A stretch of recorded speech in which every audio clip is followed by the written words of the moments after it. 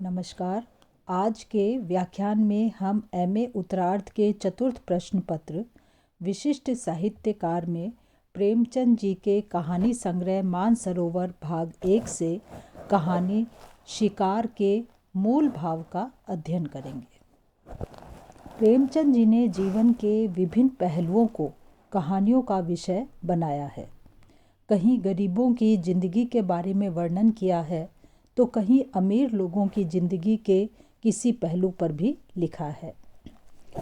इस कहानी में लेखक ने एक ओर तो रानी वसुधा के पुत्र को खिलाने वाली फटे वस्त्रों वाली मुनिया के दाम्पत्य जीवन की झलक प्रस्तुत की है और दूसरी ओर रानी वसुधा और कुंवर साहब के दाम्पत्य जीवन की झांकी भी प्रस्तुत की है। लेखक ने बताना चाहा है कि मुनिया गरीबी में भी खुश है और रानी वसुधा अपार संपत्ति के होने पर भी दुखी है। मुनिया और वसुधा के अंतर को कहानी में प्रस्तुत किया गया है ताकि वसुधा के दुख का कारण स्पष्ट हो जाए। लेखक ने बाद में वसुधा और कुंवर साहब के सुखमय जीवन का भी चित्र प्रस्तुत किया है, जिससे सुखी जीवन की व्यवहारिक रूप में झलक प्राप्त की जा सके और सुखमय जीवन का रहस्य समझा जा सके। प्रेमचंद जी इस कहानी में बताते हैं कि फटे वस्त्रों वाली मुनिया रानी वसुधा के पुत्र को खिलाने के लिए नौकरानी थी। वह अपने पति को काम करने के लिए जाने की अपनी ओर से प्रेरित किया करती थी, अन्यथा उसका पति घर पर ही बैठे रहना पसंद करता था।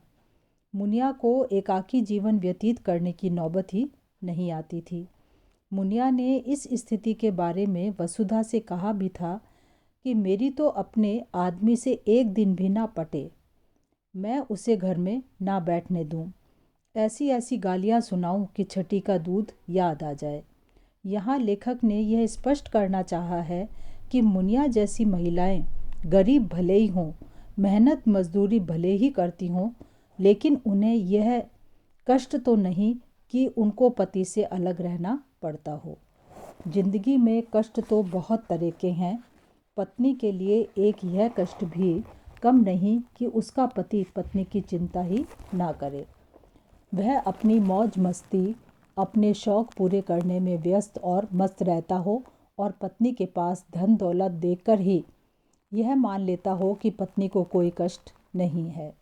दूसरी ओर पत्नी अपार धन दौलत पाकर भी पति के इस उपेक्षा भाव से दुखी होती रहती है। लेखक यह बताना चाहते हैं कि आनंद के लिए, दाम्पत्य सुखी जीवन के लिए केवल धन दौलत ही पर्याप्त नहीं है। धन दौलत तो वेश्याओं के पास भी हो सकती है, किंतु जिससे अपने दुख व्यक्त कर सके, मनोभाव व्यक्त करके राहत का अनुभव कर सके, ऐसे पति के बिना वे अधूरी जिंदगी जीने का कष्ट भोगा करती है। मुनिया जैसी गरीब महिलाएं शिष्टाचार नहीं जानती। वे अपने पति को खरी खोटी सुना डालती हैं और कुलीन घरानों की महिलाएं शिष्टाचार के बंधन में बंधी रहकर अपनी जिंदगी का भार ढोती रहती हैं। जैसे कि मुनिया से कहे गए वसुधा के कथन से संकेत मिलता है कि क्यों वह कहेगा नहीं कि तू मेरे बीच में बोलने वाली कौन है, मेरी जो इच्छा होगी करूँगा, तू अपना रोटी कपड़ा मुझसे लिया कर, तुझे मेरी दूसरी बातों से क्या मतलब। वसुधा की स्थिति ऐसी ही थी। कुंवर साहब वसुधा का हस्तक्षेप अपनी जिंदगी में नहीं चाहते थे और वसुधा के लिए रोटी कपड़ा धन दौलत का अभाव नहीं रहने देते थे। वसुधा मुनिया की तरह कुंवर साहब से कुछ भी नहीं कह सकती थी, लड़ झगड़ कर अपनी बात नहीं मनवाती थी और घुटती रहती थी। कुंवर साहब पत्नी की इस प्रकार की दखलंदाजी को पत्नी की गुलामी मानते थे। उन्हें लग सकता था कि पत्नी दखलंदाजी करके मुझे क्या अपना गुलाम समझती है। मुनिया को अपने पति से ऐसा भय ना था। उसने रानी वसुधा से कहा था कि जिस दिन ऐसी बातें मुंह से निकालेगा, मूछें उखाड़ लूँगी। सरकार, वह मेरा गुलाम नहीं है तो क्या मैं उसकी लौंडी हूँ। मुनिया अपने पति को 4 बात सुनाने का हौसला रखती थी, किंतु वसुधा ऐसा नहीं कर सकती थी। इसका कारण यह था कि मुनिया उसी तरह मेहनत करती थी जिस तरह उसका पति परिश्रम करता था। वह अपने पति की कमाई बैठकर नहीं खाती थी। जो कमाता नहीं है, मेहनत नहीं करता है, उसे तो मेहनत करने वाले की बात सुनने की विवशता होती ही है। मुनिया अपने पति के लिए बहुत कष्ट उठाती थी, मेहनत करती थी, उसके सुख दुख का ध्यान रखती थी और इसी कारण उसका पति मुनिया को खरी खोटी सुनाने की हिम्मत नहीं कर सकता था। तभी तो मुनिया ने कहा है कि जब मैं उसके लिए इतना करती हूँ तो मजाल है कि वह मुझे आँख दिखाए। मुनिया त्याग करती थी, वसुधा की तरह भोग नहीं करती थी। वह स्वयं फटे कपड़े पहनती और अपने पति को फटे पुराने कपड़े नहीं पहनने देती थी। त्याग अधिकार दिलाता है और संग्रह ईर्ष्या दिलाता है। मुनिया ने जीवन के सुख के लिए विश्वास का महत्व बताया था। पत्नी को पति की ओर से यह विश्वास रहना आवश्यक है कि पति मेरी परेशानी दूर करने में कोई कमी ना उठा रखेगा, तो पत्नी को इससे बड़ा संतोष रहता है। जिस पत्नी को यह विश्वास ना हो, जो आश्वास ना हो, जिसे पति की ओर से यह संदेह हो कि पता नहीं उसे मेरे कष्ट की चिंता होगी भी या नहीं, उस पत्नी को संतोष और सुख कैसे मिल सकता है। वसुधा की यह स्थिति थी। जहाँ मुनिया अपने पति की ओर से आश्वस्त थी, वहाँ वसुधा के पति कुंवर साहब को तो शिकार, शराब आदि से ही फुर्सत नहीं थी कि वे वसुधा को आकर उसकी देखभाल कर सकें। वे तो 2-2 महीने तक घर की शक्ल भी नहीं देखते थे। एक रात घर ना आने की गलती के लिए मुनिया के पति ने मुनिया से क्षमा याचना कर ली थी, किंतु कुंवर साहब तो ऐसा करने के बारे में सोच भी नहीं सकते थे। वसुधा को कैसे संतोष हो सकता था। मुनिया एक प्रकार से अपने पति पर अंकुश रखती थी, जिसके कारण वह गैर जिम्मेदार नहीं हो पाता था। अंकुश रख पाने का आधार यह था कि वह पति की कमाई नहीं खाती थी, वह उस पर निर्भर नहीं थी। जो बैठकर खाए वह धौंस सहे, यहाँ तो बराबर की कमाई करती हूँ।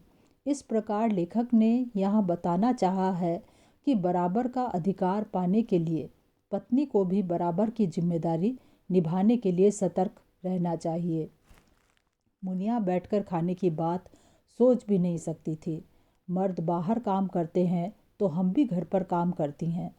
लेखक पुरुषों को भी यह स्पष्ट बता देना चाहते हैं कि बाहर का काम ही काम नहीं है, घर का काम भी काम होता है और वह बाहर के काम से ज़्यादा है। वसुधा जैसी धनवानों की स्त्रियों की बात अलग है, जिनके घर के काम को करने के लिए भी नौकर नौकरानियां हैं। बाहर के काम से तो रात को छुट्टी मिल जाती है, लेकिन घर के काम से तो रात को भी छुट्टी नहीं मिलती। ऐसा मेहनत का काम करने वाली महिलाओं की पुरुष उपेक्षा करे तो महिला बर्दाश्त क्यों करेगी। इस प्रकार प्रस्तुत कहानी में लेखक ने ये स्पष्ट करने का प्रयास किया है कि पति पत्नी का जीवन सरस सुखमय बनाने का उपाय यही है कि दोनों एक दूसरे के कार्य में रुचि दिखाएं। एक दूसरे के प्रति उदासीन रहना दुखों को निमंत्रण देना है। कई दंपति साधारण से प्रतीत होने वाले इस तथ्य को ना जानने के कारण अपने दाम्पत्य जीवन को बोझ बना लेते हैं और एकाकीपन के शिकार होकर कुढ़ते रहते हैं। कार्यों में व्यस्त रहना भी सुखमय जीवन के लिए आवश्यक है। बिना काम में व्यस्त रहे धन दौलत के आधार पर ही जीवन सुखी बनाया जाना असंभव है। पति को भी पत्नी की ओर से उदासीन नहीं होना चाहिए। उसे भी समझना चाहिए कि उसकी जिम्मेदारी ली है, उसके लिए समय भी दिया जाना चाहिए।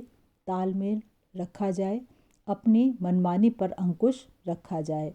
लड़ने झगड़ने की बजाय पत्नी को पति से अपनी बात मनवाने के लिए परिश्रम त्याग का परिचय देना चाहिए।